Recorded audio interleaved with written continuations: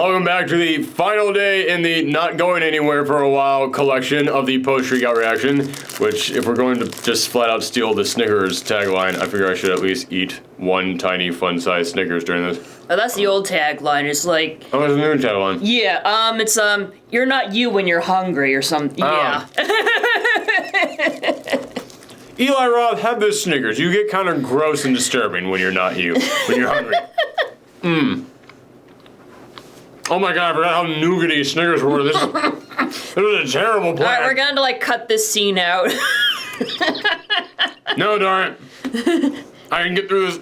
You gotta swallow it quick. I just have to remember this film and I'll immediately puke all this back up. So, anywho, yes, this week on the post-Shriek out reaction. You're just gonna talk like that throughout the whole review. It's like when you give a dog peanut butter and it makes it look like they're talking. Nom nom nom nom nom. Yeah, it's very well timed, Peach. All right. Oh my god, it's still in there. I apologize to my dentist for the fillings I'm ripping out right now trying to get through this thing.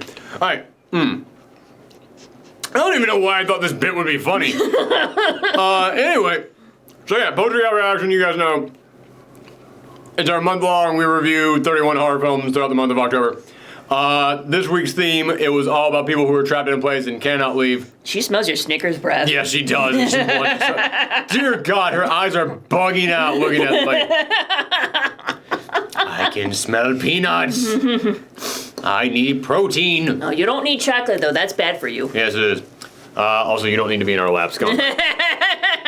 There's gonna be a butt if you're up here. Okay. I can pet you down there. There you go. Anywho, so our theme this month, this week was horror films about people trapped in a place where they cannot leave. Do you need water, too? No, we're going to power through this. And when I came with this theme, one film I knew that I was going to have to watch was Cabin Fever. The name of the movie is Cabin Fever. It's people, they're trapped in a cabin. They've all got terrible disease. It's just too topical to not cover this.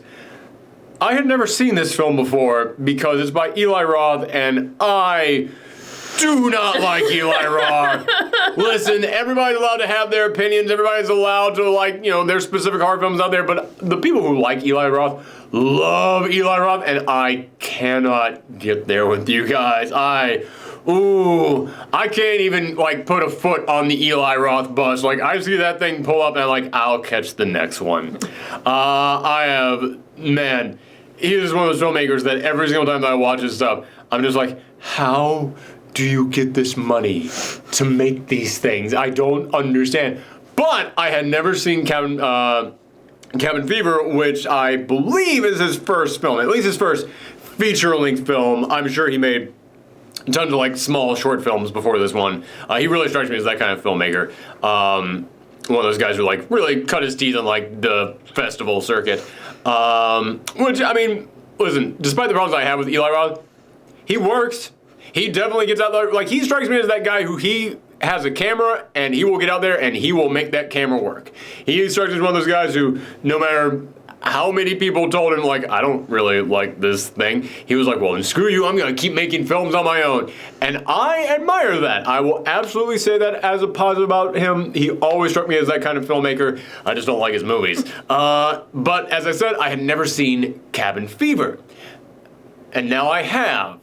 And I kept thinking, well, if there was going to be any Eli Roth film I was going to like, it's probably going to be the one that got everybody's attention, because this was the one that got everybody talking about him, so maybe there's something in here that I completely missed. No, there's dumber stuff in here than in all of his other things that I've seen. However, there are things in this film that kind of make me want to like it. It feels like there is... I was going to say it feels like there is a good film in here. I'm not going to say that. It feels like there are good elements in here. It's like, you know what? That's actually kind of a decent thing that you did. That's not bad. That's all right. And also, I can look at this film and go, I understand that this is supposed to pay homage to a certain time period of horror films. It's what I like to call the Last House on the Left era, because back during the 70s when Last House on the Left came out, there were a lot of other kind of like grindhouse horror films that came out around that time. And a lot of people have love for that era of horror, and they hold on to it, and they want to see more things like that, and they try and recapture that magic. I hate Last House on the Left. And I know that is a controversial opinion when it comes to horror films, because that's one of those things that is considered to be a classic. I hate that movie so much. I remember watching that film and just thinking every single minute of it was stupid. I kept thinking, like, this just feels like people just going out there with no plot, no idea what they're doing, probably not even a script, just trying to, like, half-ass put a movie together. I watched Cabin Fever, and it really feels like there's no plot, no script. People are just half-assed trying to put a movie together. It really feels like Eli Roth just showed up each day just going, all right, I'll figure out what we're going to do tomorrow. Don't worry. I'll show up and I'll tell you guys what to do. Because it really feels like they just did whatever they wanted to do every single day. And there's just so many random-ass elements in here. And I can look at the random-ass elements and go, I understand why this would appeal to a specific audience, but oh man, am I not it. What this film is about about a group of, I'm going to assume, college kids. They just graduated college, because at the beginning of this, they're driving down the road and one of them sticks their head out the window and tells the kid, hey kid, don't go to college, it's bullshit, don't do any of this, and then they drive off.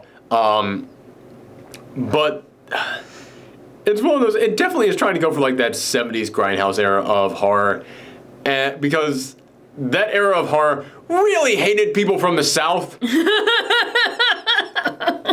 And I'm not coming in here and going, well, how dare they do that? It's like, no, I get it. And that's coming from someone who grew up in the South. It's like, no, there's things to poke fun at. There are things to wag a finger at. I get that.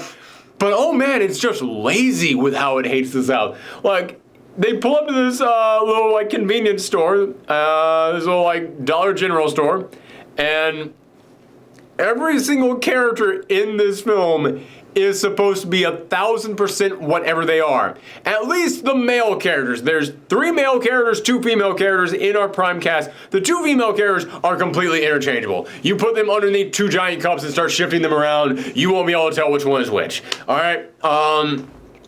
But the 3 male characters, one is the kid from Boy Meets World. Sean, I think he was on Boy Meets World. Oh, okay. And he is meant to be the nicest, most wholesome, sweet guy you've ever seen. Like, there's a moment in which he is washing his hands out by a river and 2 dogs come up to him. And he just stops and like, oh, hey boy, hey, oh, and he got a friend. And another random dog just comes up and starts petting him. It's like a little, like a Disney princess, just like all the forest animals. It kind of is.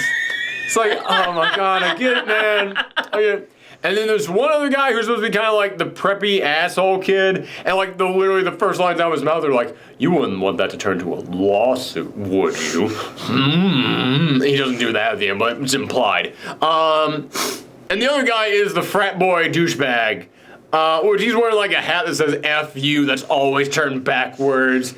Everything that he says like this, bro. Just so over, just leaning into this role 100%.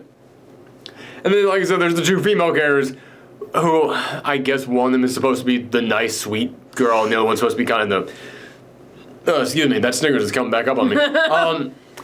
I guess the other one is meant to be kind of like the more loose one. I don't want to like really say anything, but what's your definition of loose exactly? Like the one who sleeps around.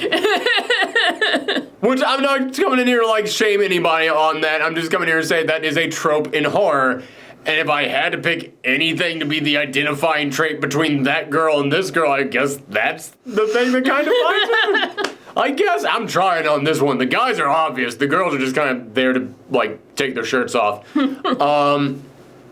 So anyway, yeah, they pull up to this convenience store, and there's like some kid with like a bowl cut and a mullet just sitting on this little bench outside. Sean from Boy Meets World, the Disney princess boy, he walks up and sits down like, "Hi there, what's your name?"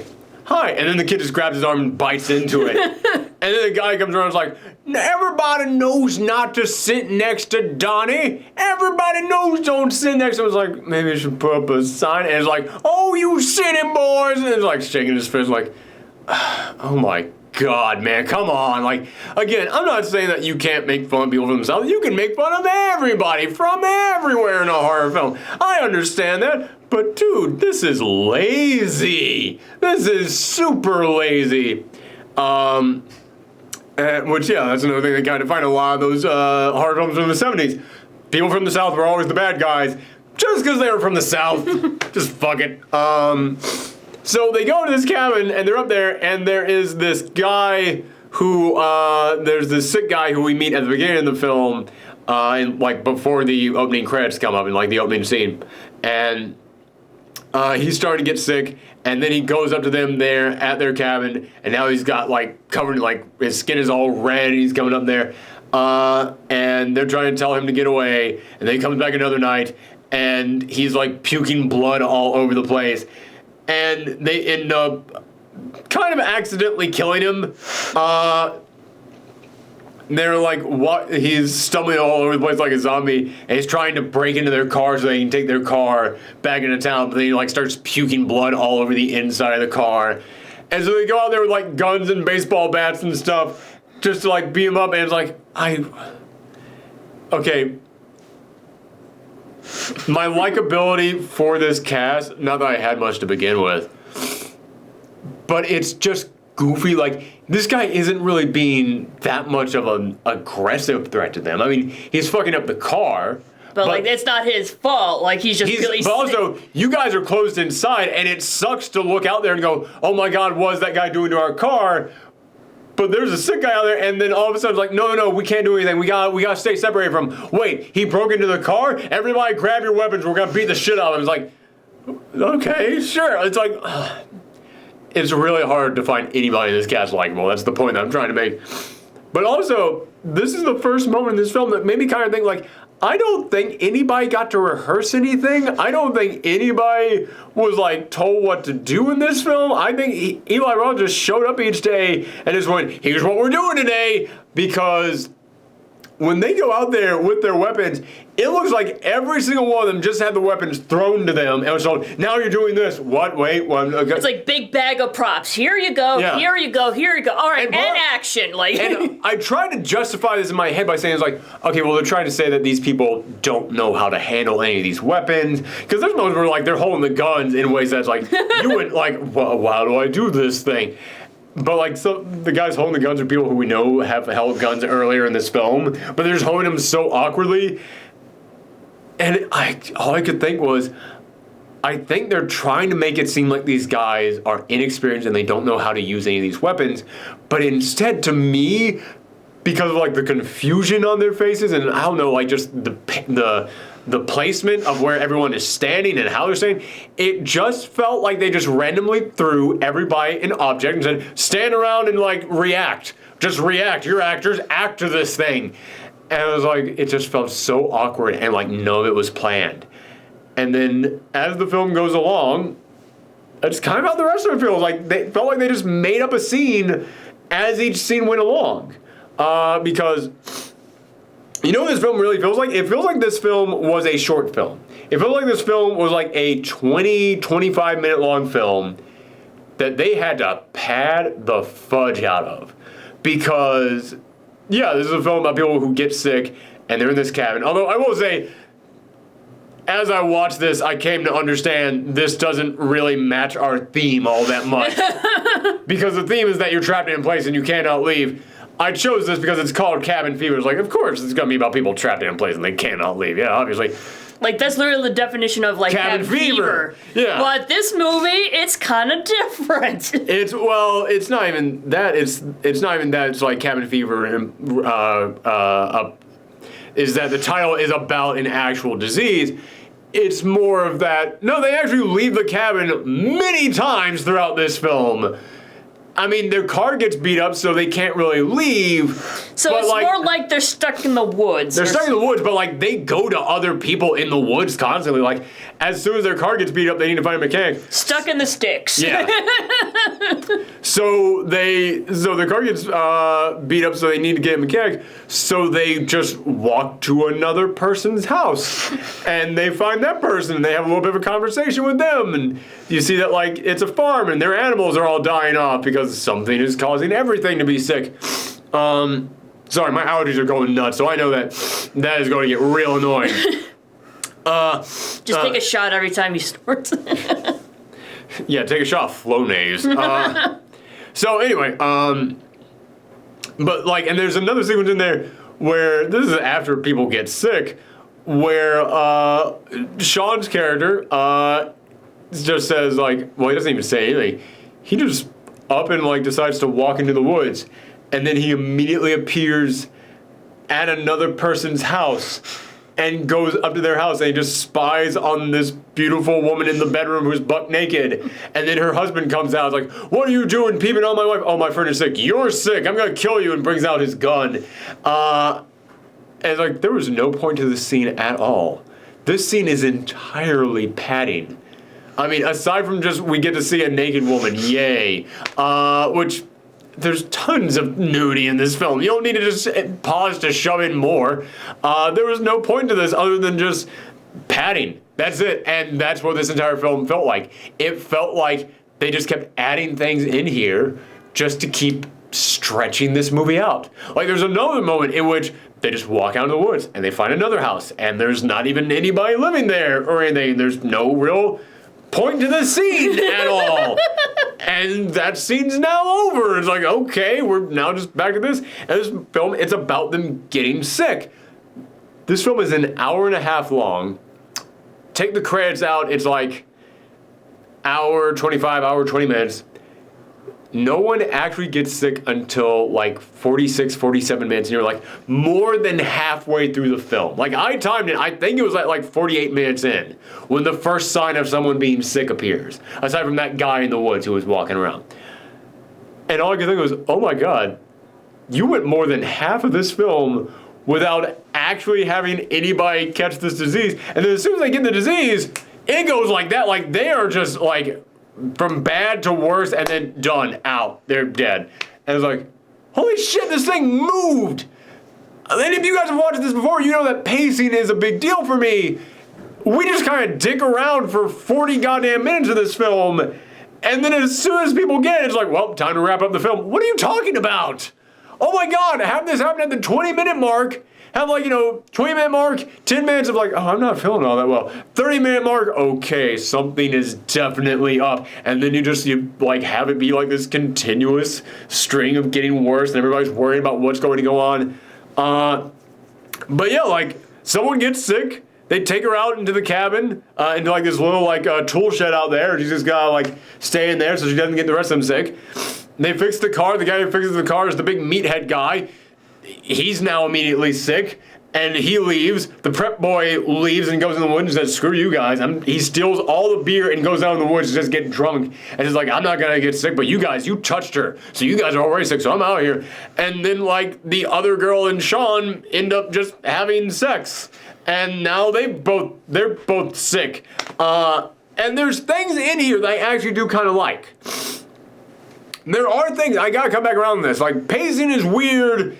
Characters are all over the place. Scenes are just padding up the wazoo. But there are actual moments in here that I kind of like. There are moments of paranoia of who might have it. That's actually decent. There's a moment in which after Sean and the girl that's not his girlfriend end up having sex with, I don't even know if they were boyfriend girlfriend in the beginning of this thing.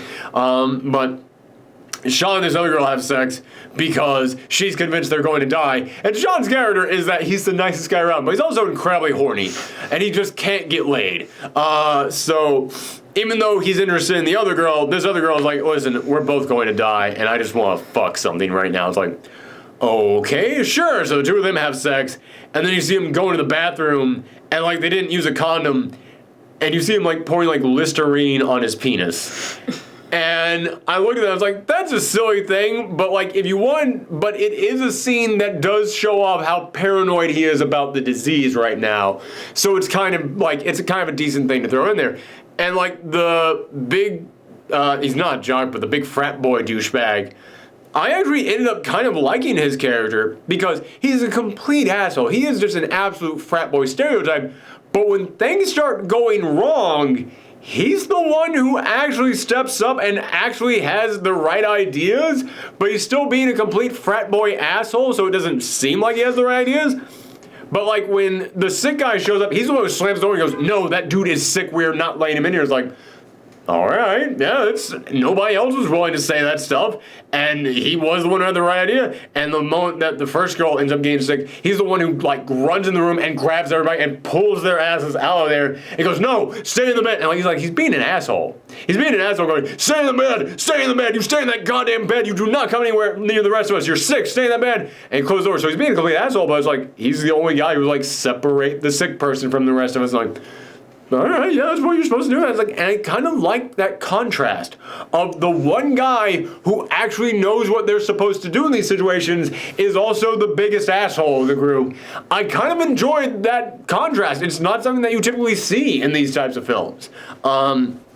Typically, the guy who is the big asshole is also a complete idiot. This guy, he seems like a complete idiot, but in these situations, he's actually the only one who knows what they're supposed to do. He's the one who actually fixes the car to go into town. When everybody looks really sick, it's like, we can't get into town. It's like, fuck it, I'm going to go into town then. It's like, all right, he's the one who's taking one for the team on this. And it's like, all right, it's kind of weird how I ended up liking this guy. But there's so many other things that are just all over the place. There's also a nice moment in here that's just a really good contrast, where Sean is the last. We're gonna get into spoilers, and fine.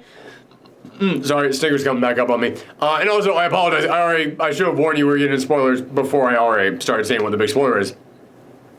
Sean is the last one left alive of them, and he's stumbling through the woods, and he comes across this party of all these random people just out there in the woods, and he's going up to them, begging them for help, and they act towards him the exact way that they acted towards the guy in the woods that came up to their cabin. I really like that. That is actually a legitimately good scene that is then made incredibly goofy by slapstick,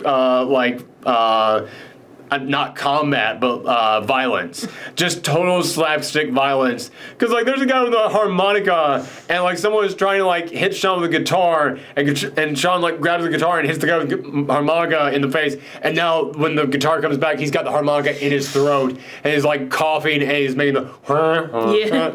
It's like, well, you just took all the tension out of the scene. Sure. You just took everything out of the scene. And there's so many things like that in this movie. There's so many things like that in this movie. It's like, I've never seen Cabin Fever, but, like, I know, like, that's supposed to be really dumb. Like, there's supposed to be like, so dumb. Like, I remember, like, when it first came out, like, people were, like, really hyping it up. But as soon as, like... Yeah, but as soon as the hype died down, and I kept seeing all these clips of the movie on YouTube and stuff, it's like, oh, this is silly.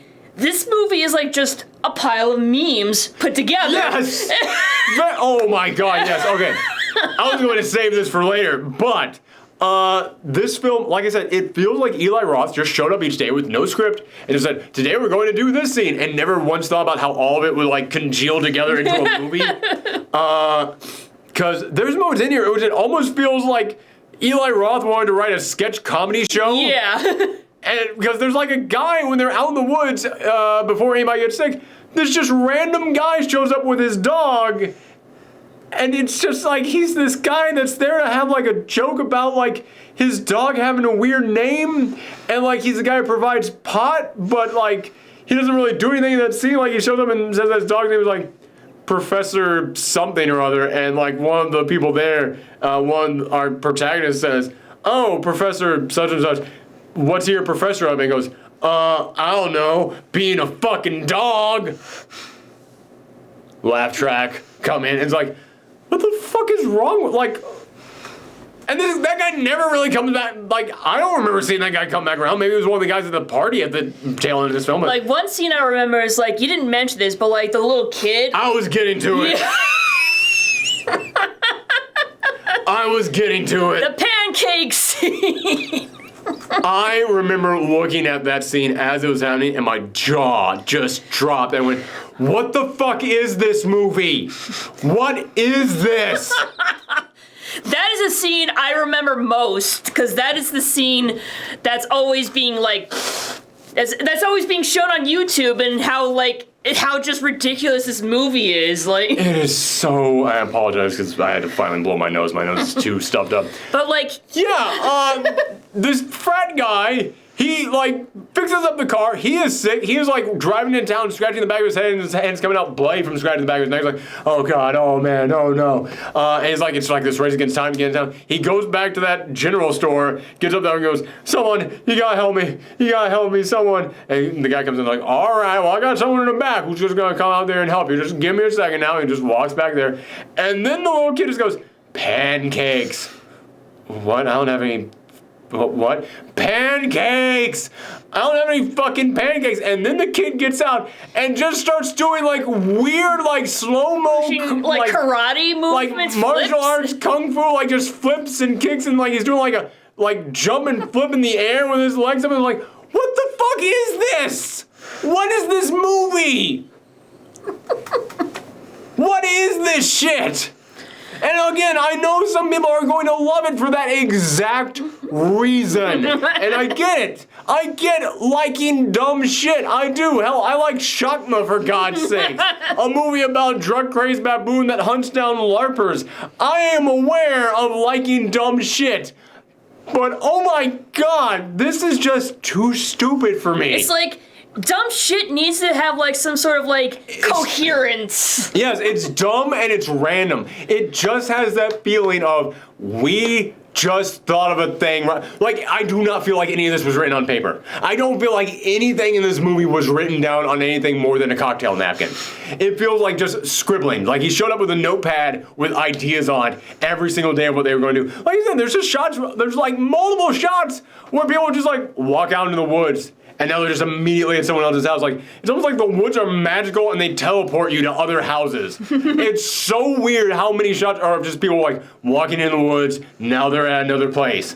What the fuck? Okay, sure. And I mean, later in the film, the sick guy from the beginning, he has a dog, which, by the way, he has a dog that dies in the beginning, but then he also has another dog that looks exactly like the dog that died in the beginning, which makes me wonder if he forgot about that first dog when he made this movie. But that dog constantly keeps showing up to just, fuck with them, but not like a honey way, just shows up and, barks a couple times and they fire their gun and then the dog runs away. And when they have to put the sick girl in the tool shed outside, she goes, well, if that dog comes back, he goes, don't worry, someone will always be here to make sure that will be here with the gun. Someone will always be out here to look out for that. Immediate next scene, not even kidding. Immediate next scene, all of them inside talking about what's going on, then they hear the dog outside, and then they all run out there, and the dog is trying to break the tool shed apart with grabbing and biting on the tool shed and trying to pull the boards off, and then they fire off to let the dog go away. I was like, you just told her someone will be out here to guard for the dog. And there is no, mention of, fuck, I thought it was your shift to watch. Oh, fuck, oh, God, we totally forgot. There is no acknowledgement of the fact that they immediately contradicted the thing that they said in the scene right before this. It is so sloppy, and I just, it's sloppy in a way that I can understand someone applauding the stupidity of it as being camp, but this doesn't come off as camp to me. It comes off as just madness. But some people are gonna like that madness, apparently. It's just, man, it did not work for me. It just did not. Yeah, because I only saw clips of the movie, I thought the plot was gonna be the little boy bites the guy and that's gonna be the cabin fever, but it's all the hicks in the town have the cabin fever. But so it's No, not all of them, no. No, but that's what I thought was gonna. Yes. Okay, so it's but because these people are not are from outsiders, they're not immune. So that's why they get infected, and that's why no one all the other hillbillies and stuff are perfectly fine with it. So that's why. Speaking of somebody from the South, I'm totally okay with her saying these things. I know there's somebody who's going to say, I don't like you using that term. It's I'm from the South, I'm okay with it. I'm giving her the pass. It's,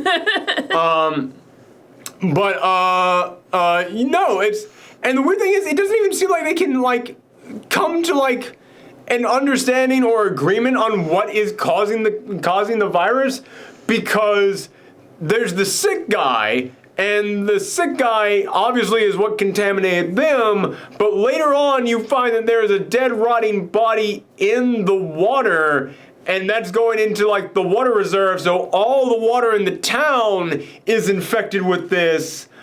But and like at the end of it, they're trying to imply that like they're gonna ship this terrible virus out to the rest of the world because you see like a big truck pulling away with like bottled water inside. It's like, yeah, but they purify that shit. Like, they boil that shit so that way, like they at least do something. You don't bottle up like lake water and just go like bloop. And put the cap on side, now we're good. Bloop, put the cap on side, now you go. No, you actually is like a thing that they do to have to actually like purify water before they can That's how you get cholera. Yes!